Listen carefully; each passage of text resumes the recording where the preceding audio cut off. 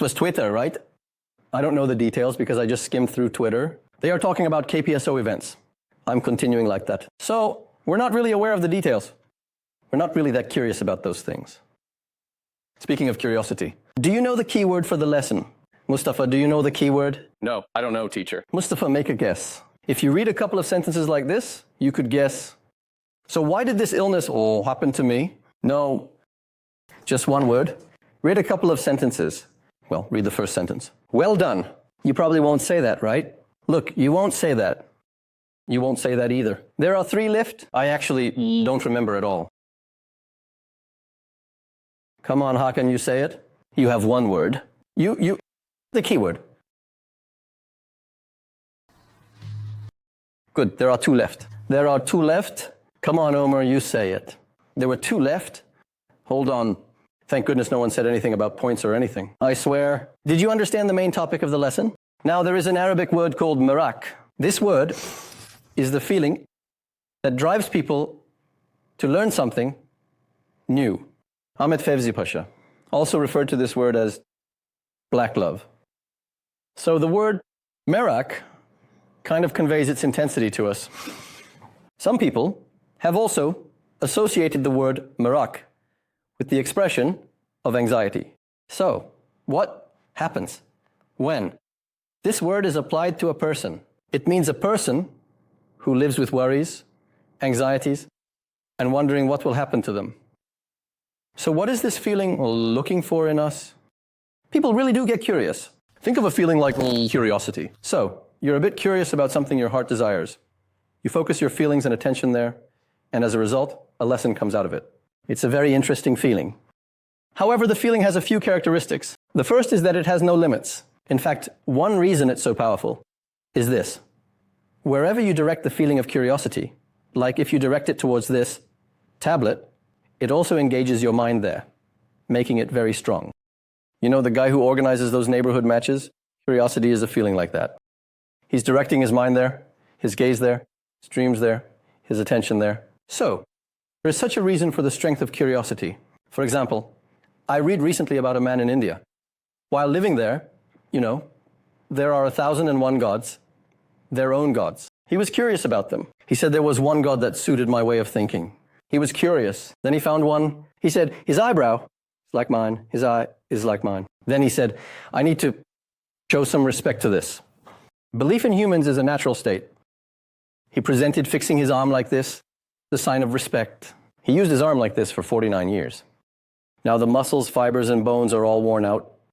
Even while lying down, he held it like this for 49 years, expressing his respect in his own way. So, can you see the intensity of curiosity? What can such a strong emotion make a person do? But there's also a beautiful side to it. This intense emotion is a trainable emotion. Now, curiosity can lead a person to knowledge or to disaster. It can drag both of them. For example, there was a man who was the leader of the enemies during the time of our Prophet, peace be upon him, in the Meccan period. His name was Abu Shahil. Look, for 40 years, he was with our Prophet, peace be upon him, plus 13 years during the Meccan period after the prophethood, and then the incident of that man's death happens, as you know. Add 2 more years. What does that make it? For 55 years, he knew about our Prophet, peace be upon him, but he never wondered what he was talking about. That's why he became the lowest of the low. That's why he was called Abu Jahl. But there is someone else, someone far across the seas, the king of Abyssinia. Because one day, the companions travel there in the 5th year of Mecca. In that year, there are 2 migrations. One group had 15 people, and the other had 101. When he saw the companions, he asked, what is he talking about? Said Muhammad, peace be upon him. Who is at the forefront of the companions? There is Ja'far ibn Abu Talib as the speaker, right? Our master Ja'far al-Tayyar. He explained. He asked and he explained. What is he asking with? Curiously, Negus is asking and he is explaining. In the end, he says, I found the honey of all honeys. He says, I found what I was looking for after all these years. He sends 40 people to the Prophet, peace be upon him, in Mecca. He also sends a letter with it. Do you know what it says in the letter? If I could be your servant, instead of this sovereignty of mine. Abu Jahl, misusing his curiosity, which blinds him and traps him in darkness, right at the feet of our Prophet, peace be upon him. So, using the curiosity of a believer correctly, even one of them across the seas. Do you see curiosity can be a reason to remain in darkness, or it's an incredible proof that there's another reason to reach enlightenment. So you understood this. Curiosity has a beneficial side, and it also has a dangerous side. Now, let's divide this curiosity into two, as the esteemed master puts it. Let's build the lesson on that. Necessary curiosity, unnecessary curiosity. How many types of curiosity did we divide it into? We divided it into two, but you realize its dangers and what it can bring, right? It can lead you to a beautiful place in heaven. It can lead a person to the depths of hell, God forbid. So when you hear the words necessary and unnecessary, it might sound a bit light, but issue is anything but light. It's a matter of gaining the infinite or losing the infinite. For example, let's give a few examples of necessary curiosity. Let's go with the words of the esteemed master. The esteemed master says that curiosity is the teacher of knowledge. Oh my God. Now one of them looked at the metal pieces. He said, how can I make these metal pieces fly like a bird? What has come out of it? An airplane has taken off. So, is this necessary? Is it a beautiful curiosity? So, beautiful curiosity is valuable if it has the knowledge of God at its foundation. Another person looked and said, how can I transmit my image to another place? What has come out of it? Television has come out, computers have come out, the internet has come out. Another one had an eye ache and his vision was impaired. He said, I wonder if I can do something to improve my eyesight. What has come out of it? Glasses have come out as a treatment for the eye. So how is this curiosity? These are beautiful curiosities. These are the necessary curiosities. And then there are unnecessary curiosities. Of course, for the necessary curiosity we talk about, it's essential that there is the knowledge of God at its foundation to ensure its necessity. Let's give an example of unnecessary curiosities. Football, politics, gossip. Ask those who follow football about people's lives, even down to the size of the pants he's wearing. He knows it in such a serious way. I mean, he has used his curiosity in such a pointless way. While we're having a conversation with the same people, because we have this closeness, sometimes we ask about the 4 caliphs. No, the 4 caliphs don't come up. If the 4 caliphs don't come up, how will the life of the companions come up? How did our Prophet live? Because our Prophet lived among them. How will these examples arise? It's impossible for it to come out. So, you see the unnecessary curiosity now? He's turning this place to a dump. The guy is really into the stock market. How does he get so into it? He throws himself into the stock market until he forgets all the other important things in his life. He's giving it to Bitcoin, giving it to this, giving it to that. What kind of curiosity is this? He's curious about pointless things. Let's broaden our perspective a bit. Imagine that every place has a high peak, and when you look from there, your hometown seems tiny, right? Think about climbing to the heights of Mersin. You've climbed up to R.E.D.I.T, you've climbed up to Kokanzala, you've climbed up to Gözne. You look down like this. Wow, look at how God created the expenses of such a huge country. He made the sun a mirror up there and placed the stars as night travelers, right? The atmosphere is covered like a wedding gown. Apples, pears, your mom, your dad. So, you're going to spend this much money and you won't be curious about who made that expense. All the curiosity that isn't grounded in something leads to unnecessary curiosity. And let me tell you something. So, the one who gives you the stars, the sky, your mom, your dad, your hair, your eyebrows, if a person doesn't have curiosity, it's impossible for them to complete humanity. Because Allah, the Exalted and Majestic, created the entire universe for me to be curious about. You see the unnecessary curiosity, right? Look, why am I talking about unnecessary curiosity? Curiosity, as we will see shortly, is a type of disease. What kind of curiosity do you think is a type of disease? Is necessary curiosity a disease? What curiosity is a disease? Unnecessary curiosity can cost eternal life. We approach it like a physical illness, but curiosity is the biggest disease. Which curiosity? So, we will approach the lesson like a physical illness, but we'll see that curiosity itself is the biggest disease. Which curiosity? We'll see shortly that unnecessary curiosity itself is the biggest disease. So I need to give a few examples of this unnecessary curiosity. Now we're in the 1940s. World War II. Ottoman II, it's not entering the World War, but the lands of Anatolia are filled with curiosity. They keep wondering how the state of this world and its outcome will be. Even the master is telling this. The radio, whose agency's time coincides with the evening prayer time. If you missed the radio news back then, there's no chance to rewind it. There were even teachers who rushed through the prayer or didn't pray at all during that time. How curious they were. Incredible. They asked the master, "My master, you've been curious about such an event that will determine the fate of the country for years, yet you haven't asked us even once why that is. Look at the sentence, for God's sake." Yes, they are asking about an event bigger than this world war. They ask, don't you ever wonder if there's a more important, bigger event? Yes. There is an event bigger than this world war, and it's a case more significant than the public's dominance on this earth. A situation and a case have arisen for everyone, especially for Muslims, that is so profound. Do you understand the case? Every person. Look, the importance. Anyway, look at this sentence.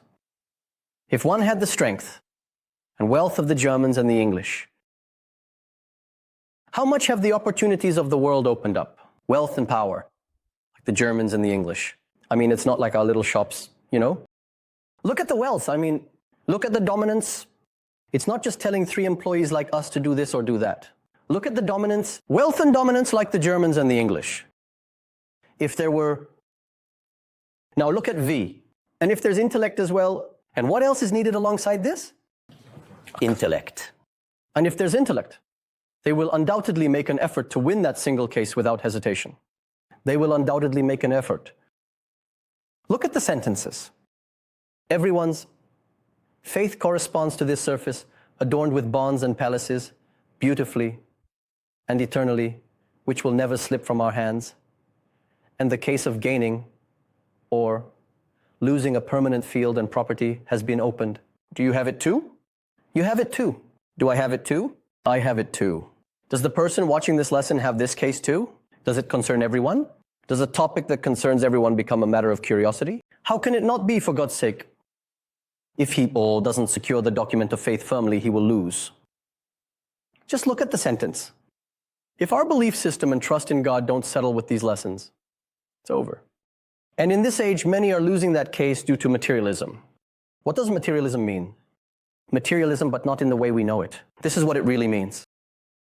Giving the attributes of God to matter, it's called materialism. Did you understand the essence of materialism? So it's not like I like this or I like that. You are attributing the attributes of God to matter. So you have a workplace, you're going somewhere. If this doesn't happen, no provision. Who did the provision? You created that workplace. You attributed the attribute of God to a cause. If these people aren't around, I won't have happiness, peace. Who creates happiness and peace? God creates. What did you attribute of God's attributes to? You divided it into parts. What happened here? Materialism. This became the disease. Now look at the sentence.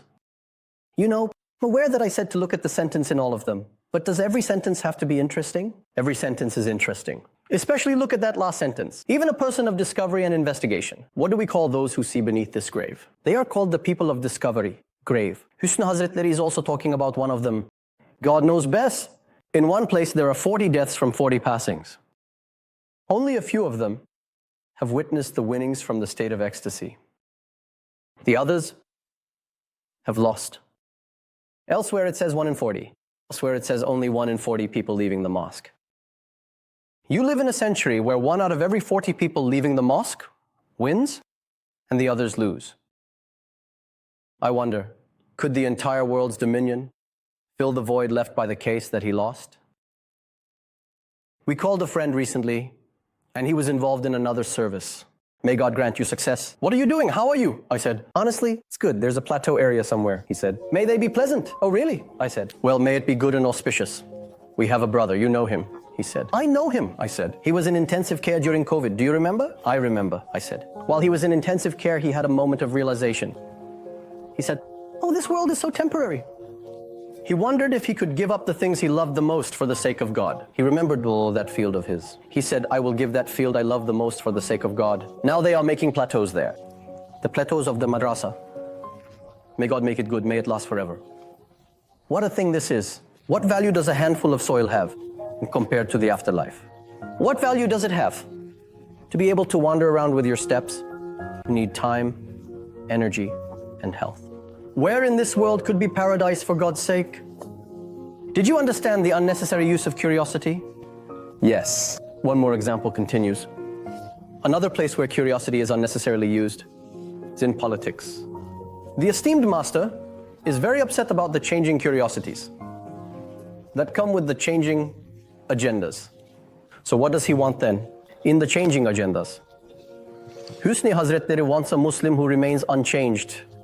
That's why he envelops one of his students, as we call it. He's thinking, I wonder what he will say in this situation.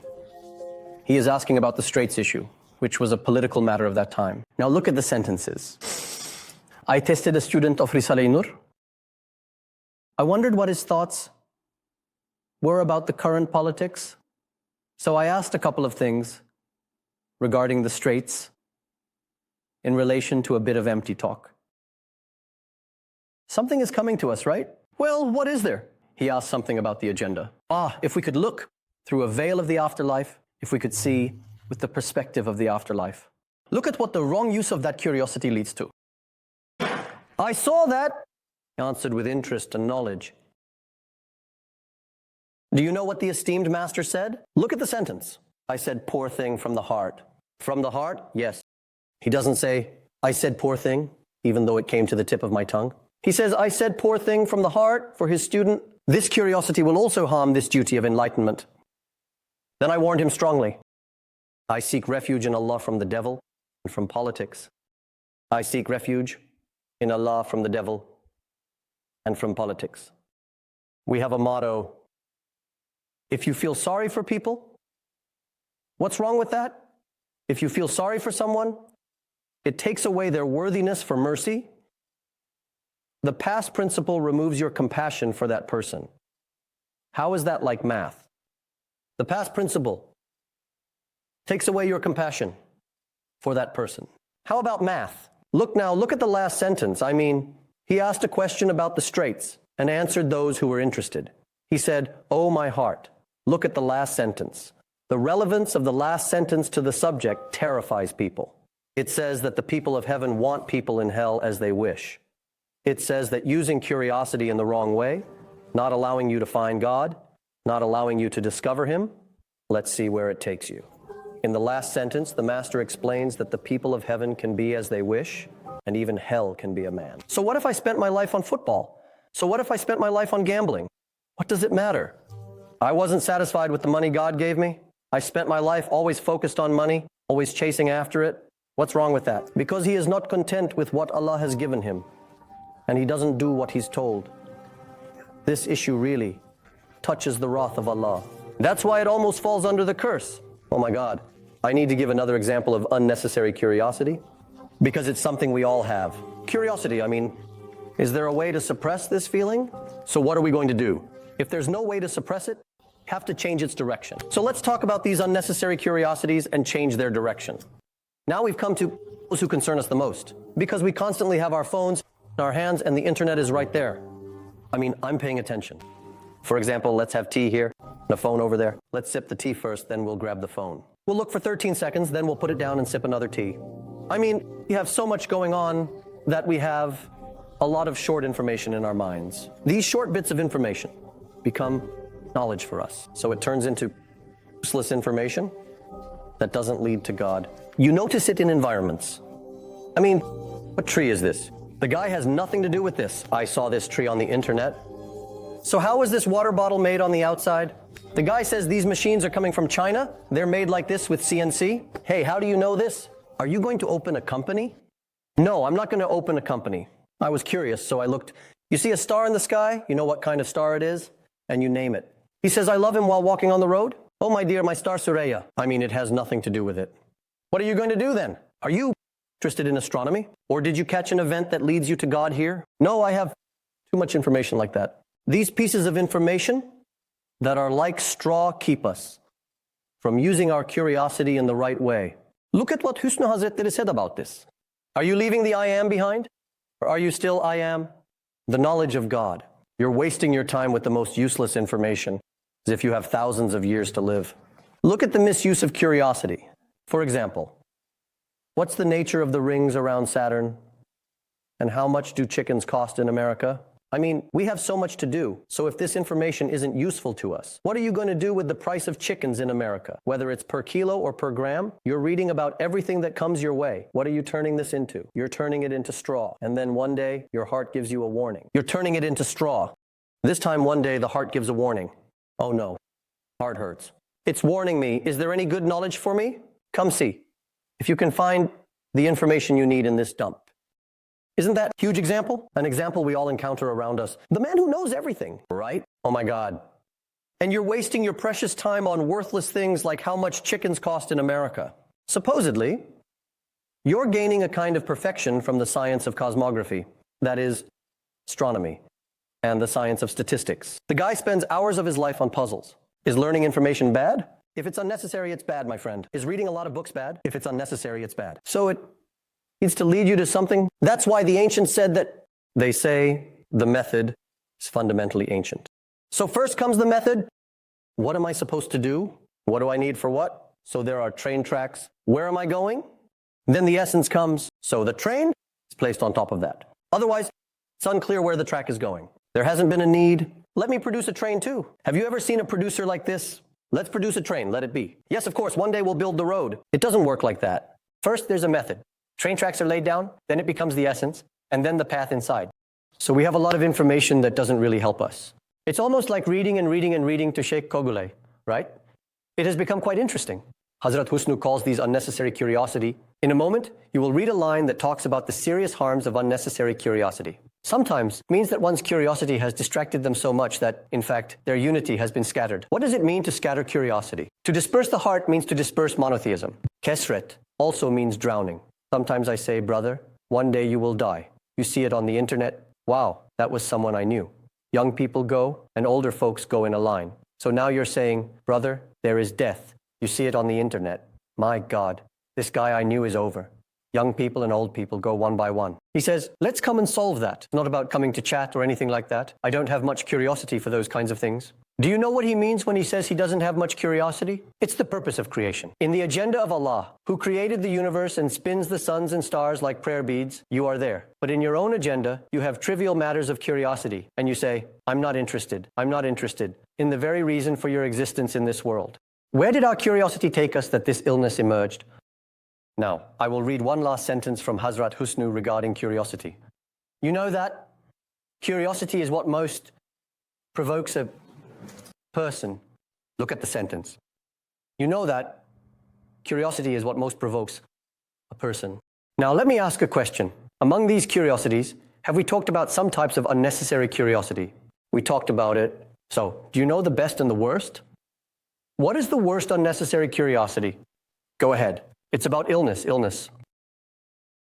Now you go to the doctor and the doctor says you're sick, and then the story begins. The brain perceives something it doesn't know, a new piece of information, as a danger. That's how it is, right? Why is a person afraid of the dark? Something you don't know can come up. That's how the brain perceives it. If there's something it doesn't know, it perceives it as a danger. Now the doctor says, you have such and such illness. Now do you know this illness? You don't know its nature. Do you know its wisdom? You don't know its wisdom either. The brain perceives this as a danger. So what does it start to do? It starts to attribute curiosity entirely to illness. Look now, here's the story. Does it give curiosity to illness? It does. I wonder if it would kill. I wonder if it will torment me. I wonder when this guest will leave. I wonder what will happen to my property. What will happen to my vineyard? What will happen to my garden? It gives curiosity, it gives. Normally your body was sick. Where did the illness go? It passed to the soul. Look, it's the soul that hurts, the soul. It's the soul that hurts, not the body. There was this much illness in the body, with all that curiosity. What happened to the illness in the body? It passed to the soul. The illness. It is one. It became 10. Can I ask a question? Oh Lord, I'm curious. Yes. When the disease went from 1 to 10, yes. Is the sudden increase of my illness from 1 to 10 a cause or a result? It's a result. I was curious. My illness suddenly went from 1 to 10. Isn't this a result? Every result has a cause. Oh Lord, we're just curious. Why did you warn us 10 times? Should we ask this question? Look, oh Lord, I was just curious about the illness. I researched it. So what happened? I was in pain once. Then I felt pain 10 times. Who created the 10 pains? God? Does God act without wisdom? He won't. Was the question understood? Normally, I was in pain once. I was curious. I'm in pain. It passed. Because the illness passed to the soul. Who created this? God. Oh Lord, what happened? I was just curious. Did I do something wrong? Yes, I did something wrong. Because you were curious about more than the measures that come under the circle of wisdom. This was recorded as a lack of trust in God. He also gave the punishment as 10 times the torment. So there's a system in place. I was curious. It increased tenfold. Is this a system? Yes, I was curious. It increased tenfold. But my friend, why did it increase? Why? Because lack of trust in God started to smell like fear from you. You stepped out of the circle of wisdom. Precaution is a right, but fate is certain. You increased your curiosity and didn't appreciate God's decree. What about your fate? This illness, when will it go away? Why did it come? Is it like this or like that? Because you presented a lack of trust in God above the normal reasons you should have applied. Curiosity amplifies the illness and increases it tenfold. Has the underlying layer of the event been revealed? Do you know what's underneath the situation? Excessive curiosity undermines faith, security, surrender, and trust in God. This is also a punishment. This is also a reason for punishment. The opposite is taking place. Doubt and anguish increase in the spirit with the measure of curiosity. Did you understand the problem of curiosity? Unnecessary kind? One of the devil's finest tricks within unnecessary curiosity is to make you question the wisdom behind illness, taking away your acceptance and submission to God. What came out of it this time? The devil came out. Isn't it very interesting? Oh my God! Shall we start reading? I think the topic is understood, as you can see. We talked about necessary curiosity and unnecessary curiosity. As the topic is understood, please go ahead. In the name of Him, the most glorified. The 25th remedy is the 10th cure. Oh, you who are unnecessarily curious and ill. How's the sentence? Finishes everything, doesn't it? The one who is curious and ill? Well, I mean, oh Lord, something has happened to me. Shouldn't we be curious? Come on, come on. The Master didn't write for you to be curious. What did he write? Unnecessary curiosity. What does that mean? This means that 95% of our curiosity is unnecessary. How do you know? Does the worry and anxiety of the illness make him forget his servitude? He forgets. Are the main duties going to waste? It's going. Oh dear, do they end up doing it later? It's happening, you know. Situation has turned into this. We are sick. We have a headache. We turn on and watch something. Right at that moment, if we were to say to someone close to us, you know, this is something that ends in the soul. Maybe we should read the Quran or the Jawshan. We might respond, my head hurts. I can't read those right now. But you're still watching something. Your eyes can still see things. I mean, you haven't lost your sight. You see, these unnecessary curiosities of the illness make us forget our main duty of servitude. Now, your chance of dying from that illness is maybe 1%, but your chance of dying is 100%. Look, you had surgery on your heart. It's a serious operation. May Allah grant you healing. But look, coming and going, something is happening. So, the chance of this illness affecting you in that way is clearly 1% because hundreds of days have passed. But your chance of dying is 100%. Look, oh my God, you see the situation, right? So, the 100% thing we should be concerned about is death that's going to happen to us. Should we continue? You're curious about the heaviness of the illness.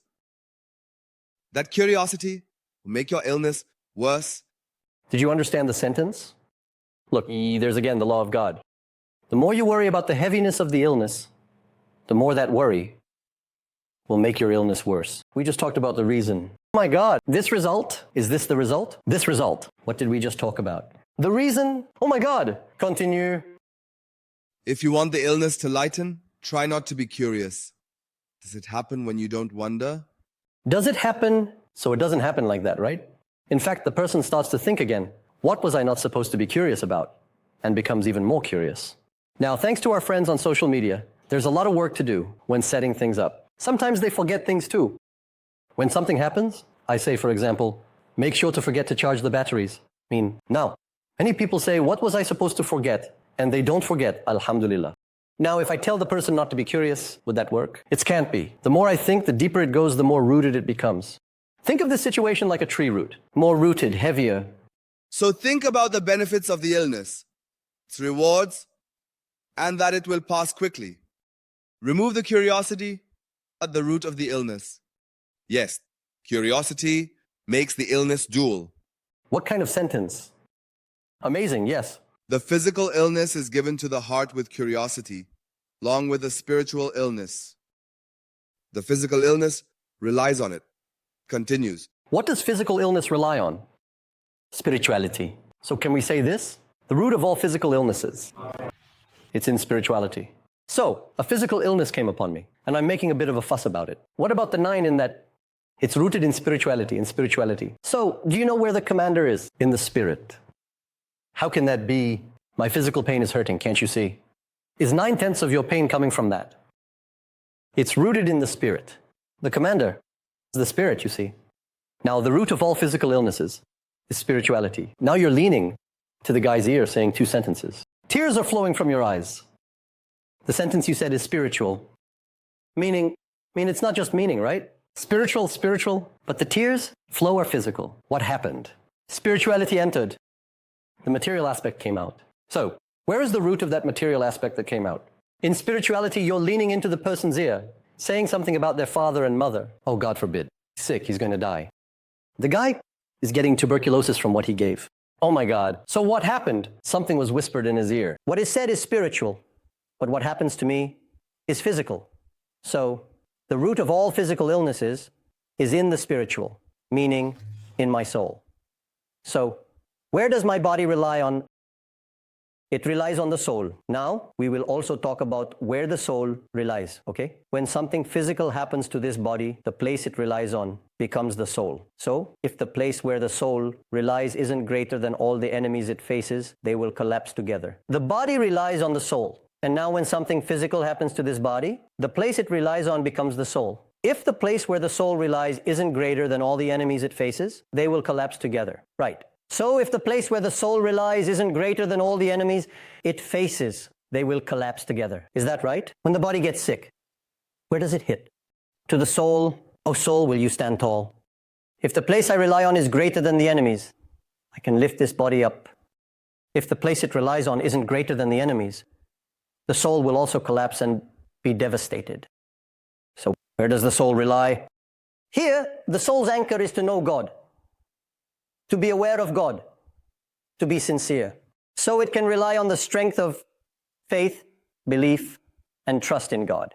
Oh my Lord, I trust in you. You know, when you get into a fight, I can't see the other side, right? Why can't I see it? It's because, see what's behind you? If you know who's behind you, if you have friends behind you, you can puff up in front of others, right? In a fight, you don't even need to look back. You might even think to yourself, I'll just walk. They'll run and take care of the guys for me. In a fight, you don't even need to look back. In fact, you say to yourself, I'll walk and they'll run to help the men. Now, the strength you rely on behind you makes you strong as well. So if we don't strengthen the place where the soul relies, which is faith, believing in God, knowing Him, and trusting Him, then the physical illnesses that come don't just stay in the body. They jump to the soul with curiosity, intensifying tenfold. Do you see the situation? Should we continue? Do you see the situation? Shall we continue? Here you go. Look, he said 3 things. What did he say? In the journey of life, we must embrace submission to the present moment, accept the reality of our circumstances, and cultivate wisdom through the lessons learned from our experiences. This path requires patience, understanding, and a willingness to grow beyond our current limitations, ultimately leading us to a deeper sense of fulfillment and enlightenment. We need to know these 3 because, as we just said, how will this curiosity go away? Here's the way to get rid of curiosity. Curiosity can be resolved with these 3 things. First, with submission. 2, with acceptance. 3, and also by knowing wisdom. Now look, 1, that means the solutions are here. Submission. Our problem is right here. We're not sure about the Creator. Sure, trust, faith.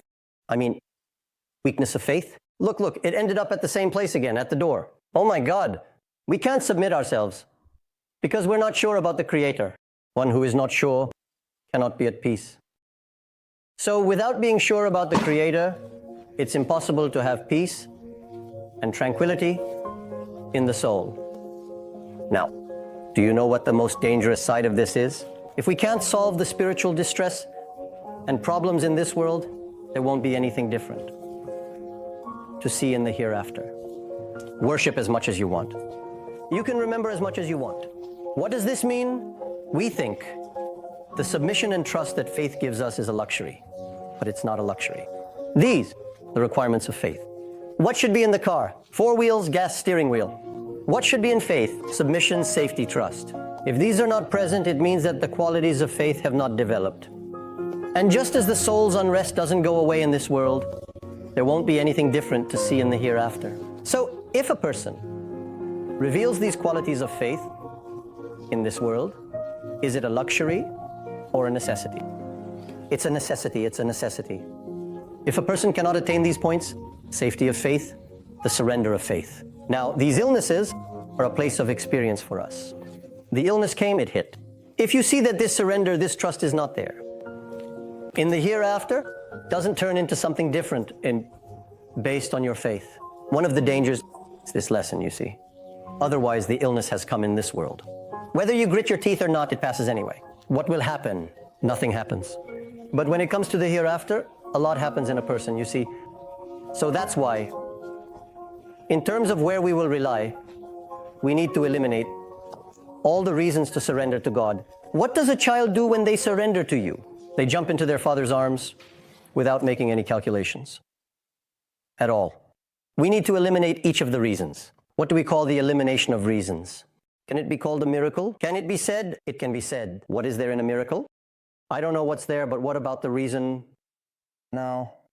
The elimination of reasons is called a miracle. If you saw a miracle, would you be surprised? You say it, right? Well, it's clear that God has done this. Why is there no reason for this? It can't interfere. So if we see a miracle, will our submission increase? It will increase. Now let's ask a question. Can you mention something that isn't a miracle? Is there miracles from helplessness? What makes a person helpless are the causes that leave us powerless. So, are there things we can create even for the causes? For example, can we create an apple? Other Omer. Breast milk. An egg. A chicken. Can we turn the world around? So all of them, they're all miracles, you know? They all leave humans helpless. Normally you need to add sweetness for the apple to be sweet. Right. Were they bakers? Abdullah. Can you support that, right? Are you making something like an apple pie? You need to add sweetness for the apple to be sweet. You're giving manure and it becomes sweet. What about the cause? So what about the cause? A mother's milk appears right at the moment the child is born. Come on, let's gather and produce. What can we give that child besides breast milk? One of them gave it and got lost in thought, saying, let me give this little newborn child a pomegranate. Did he give pomegranate juice or something else? The child is now bleeding from the throat. That's really not a suitable food for them. Now come on, let's gather and try to produce this. Can we do it? No. So what isn't a miracle? You need to understand this. In everything in the universe, we need to unite with Allah. Hey, can't you see? Everything but everything is controlled by a single hand. From a single hand. When you make other calculations, you're insulting Allah. The dimension of wisdom and causes can be used in the mind. There's no place. Put it in the heart. It has no outcome. Will it be like this or like that? These have no place in the heart. So, where does curiosity plant them? It plants in the heart? Oh my God. People can't surrender either. And that causes problems. Whose hands are events turning in? If we don't understand this point, there can't be anything different in what we'll experience in the afterlife. Do you know what happens when a person understands this? He can surrender. Now, if a guy outside pulls a knife on you and says he's going to stab you, right in the leg, you'll give him the money in your pocket, just to say, please don't cut me. Well, you showed it a while as an illness. This time you go to the hospital and you find a specialized expert doctor. For what? To cut me. Oh my God, you gave money to the first guy to not cut you. You gave money to the second guy to cut you. What has changed? Whose hand is the knife in? You understood that. You have to find the one who brings trouble. I'm talking about trouble in appearance. Do these actually bring trouble? Does God give you these things because you experienced something bad? No. There is a lot of mercy underneath. If you found the one who brings trouble in appearance, your heart is at ease. Couldn't you find it? I'm telling you, only the troubles of this world won't go away. A person who does not receive the security and submission of faith will not encounter anything different in the afterlife. Again, there will be unrest in your soul. We need to understand this well.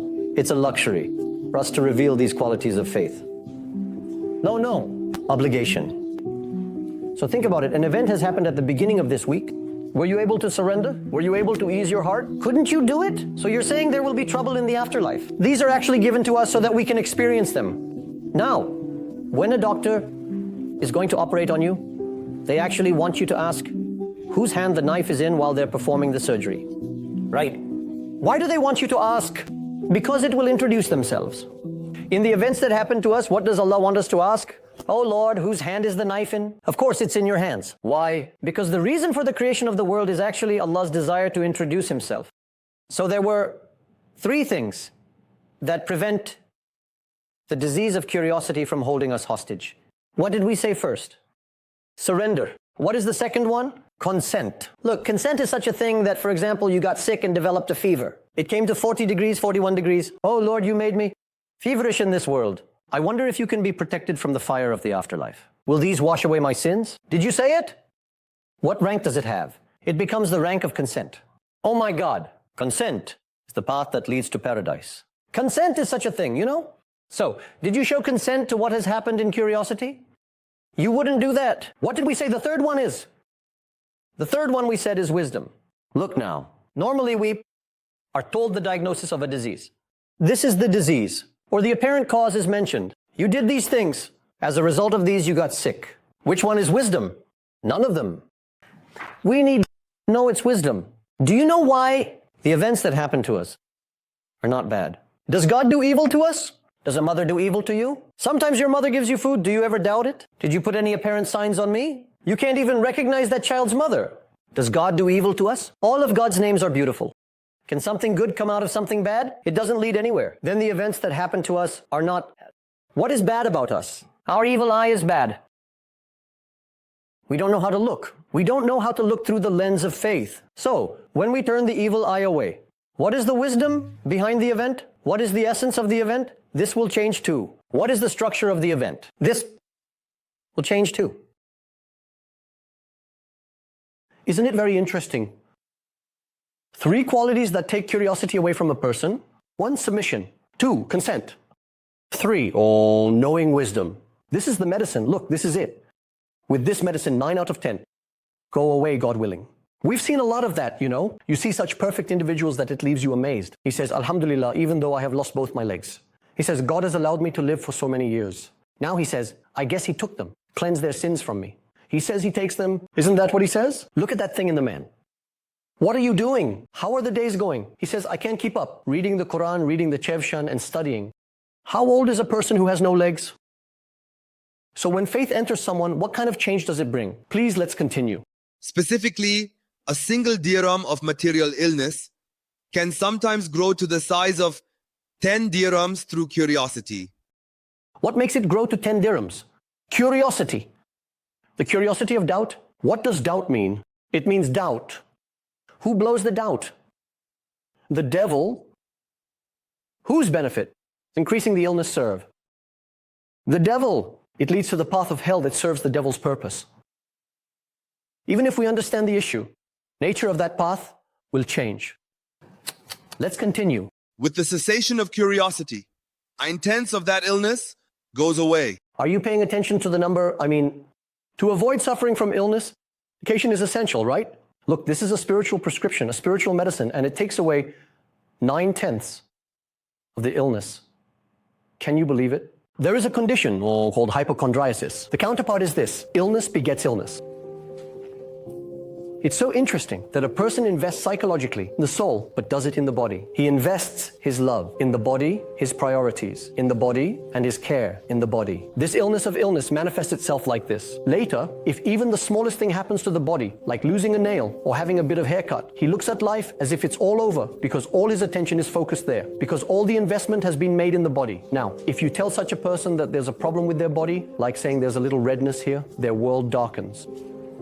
Because all the investment has been made in the body. Now, if you tell such a person that there's a problem with their body, like saying there's a little redness here, their world darkens. Why? Because all the investment is there. Why? All the investment there. That's what illness begets. Illness means by worrying and caring so much, he has invested everything in his body.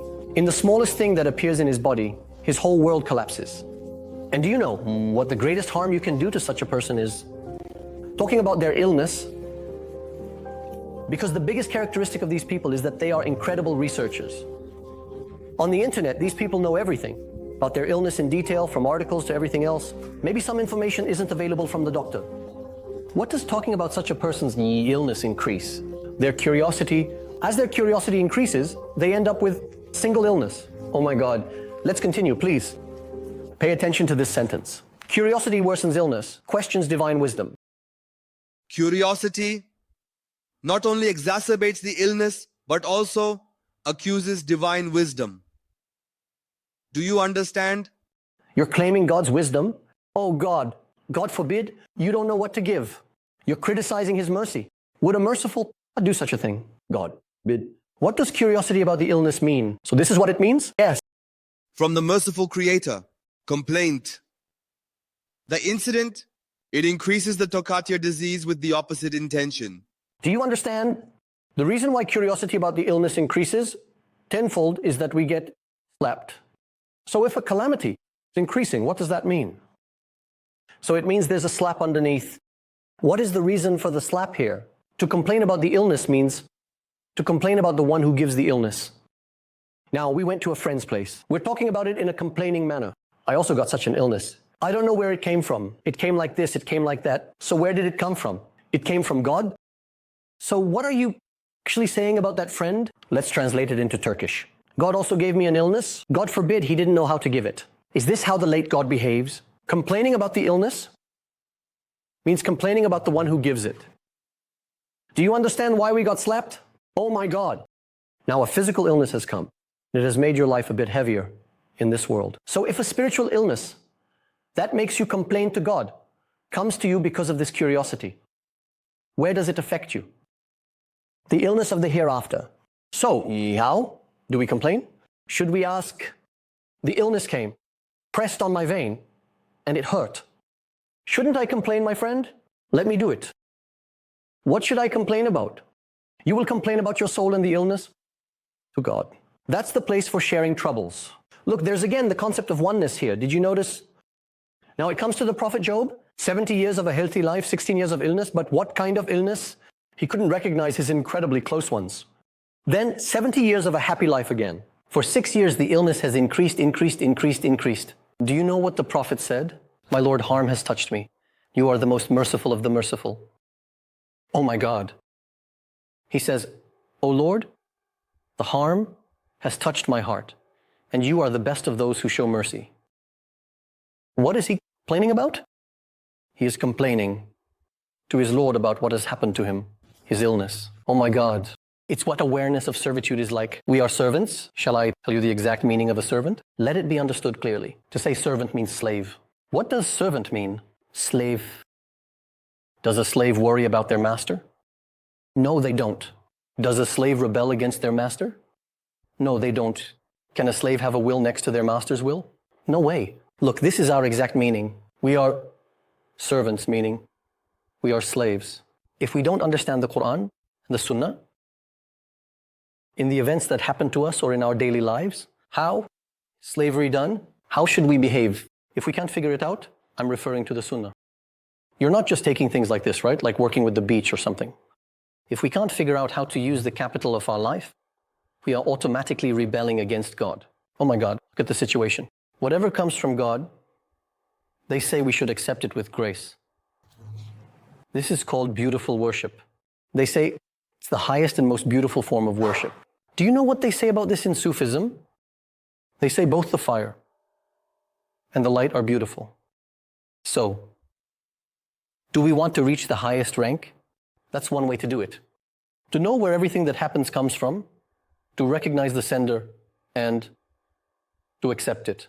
You can only accept it if you know whose hand the knife is in. Here you go. Yes, just as gratitude increases blessings, complaining about our troubles only intensifies them. What he means by complaining here is being curious, you know? It becomes a kind of complaining out of curiosity. It touches the effort of God, and it increases tenfold as a form of divine reprimand. If you accept it, you might not even remember it. Oh my God. Look, there are people with chronic illnesses, right? He is accepting it and learning to live in brotherhood. The Master says, I suffered from this pain for 30 years. 30 years. Then I realized that the pain was given to me not to seek healing, but to seek prayer. 30 years, see? There are some chronic illnesses. What can a person do? He will pray. It was given for that reason. So he carved out the wisdom. Look, when one knows its wisdom, one feels at ease. What will you do if you don't know? Oh my God. Let's continue. What curiosity? Unnecessary curiosity. I think we all shouldn't forget this sentence today. Because a physical illness hurt me once, but the illness of curiosity has hurt me 9 times. For God's sake, which one should I pay more attention to? Which one? Isn't it curiosity? But which curiosity? Unnecessary curiosity. I think we shouldn't forget this part. Today's lesson is officially about the illness of curiosity. Let it be the illness of unnecessary curiosity. The other physical illnesses are already passing one by one. But when this comes into play, it makes it 10 times heavier. So we need to figure this out. You understand, right? What's going to happen to Halim? How's my day going to be? What's it to you? Why don't you all just surrender yourself? Oh my God. Throwing my kid in the air, he's laughing. Why? Dad will catch him, you know? He's surrendered. He's surrendered. Let's just surrender. Fate threw us up in the air. Just surrender. Just surrender. Just let it go and see what happens. Here you go. The cure for that is to understand the wisdom of the illness. Since you know its wisdom and benefits, apply that balm to your curiosity and be free. Oh my God, apply that balm to your curiosity. Look, I've heard from hundreds of people who read this treatise on sickness that, hey bro, we read the foundation of this illness, and now we feel like getting sick. Can a person hear hundreds of things? Does it always have the same effect? Does it always have the same effect? So what is the balm then? It's not just about applying the balm. It's about applying these truths. Now, there are some psychological disorders where the doctor says we need to use this regularly for at least 6 months. In fact, there are those who lose hope and end up harming themselves. In psychological disorders, after using it for 3 or 4 weeks without seeing results.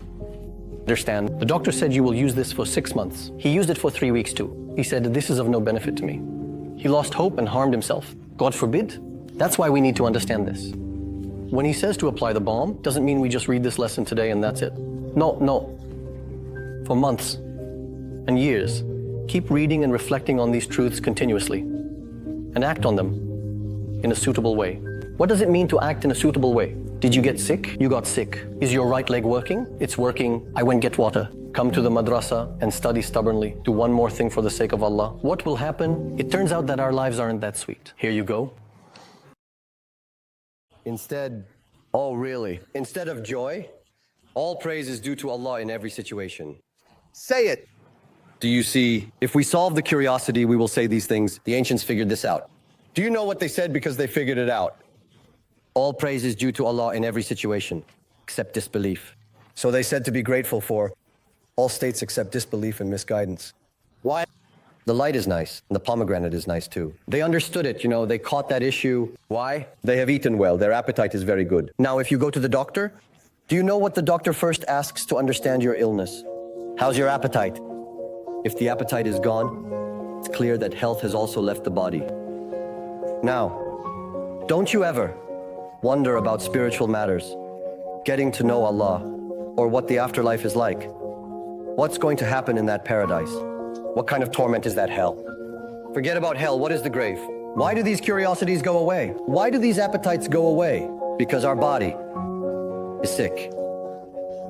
Believe me, we have a disease like that called weakness of faith. These diseases make us search for them with a candle. That's why we need to use these remedies a lot. We will read, we will learn, we will apply it accordingly, and we will sacrifice like the companions. There's no such thing as just reading and thinking you've done your part at home. There's no such thing. That's why it might come to some people's minds. Come on, just tell me a remedy that's quick and easy, man. Yes. Is there such a remedy? Yes.